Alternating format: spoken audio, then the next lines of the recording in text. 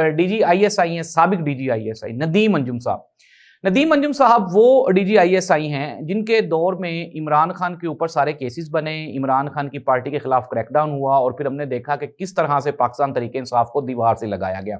और ये वही नदीम अंजुम साहब हैं जो कि मरियम नवाज साहिबा के बहुत करीब हैं। सोर्सेज ने यह खबर दी है कि नदीम अंजुम साहब ही वो आला फौजी जर्नैल हैं जो मरियम नवाज साहिबा को वजीर आजम की सीट पे देखना चाहते थे।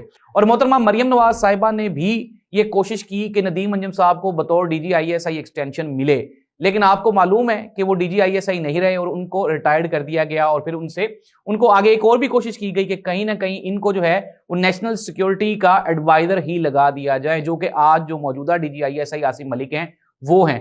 तो वो भी मरियम नवाज साहिबा की बात नहीं मानेंगी। आपको याद होगा कि इमरान खान ने जो साबिक डीजी आईएसआई फैज हमीद साहब हैं उनको लेके एक कोशिश की थी और जनरल बाजवा साहब को कन्विंस करने की कोशिश की थी कि आप जनरल फैज हमीद को डीजी आईएसआई रहने दें और इनको रिप्लेस ना करें। लेकिन जनरल बाजवा साहब ने ना सिर्फ उनको रिप्लेस किया था, नदीम अंजुम को लेकर आए थे, बल्कि फिर हमने देखा भी था कि इसी बात के ऊपर पाकिस्तान तहरीक इंसाफ, इमरान खान और जनरल बाजवा साहब के दरमियान उनके दरमियान जो आपस में लड़ाई झगड़ा था वो शिद्दत इख्तियार कर गया था।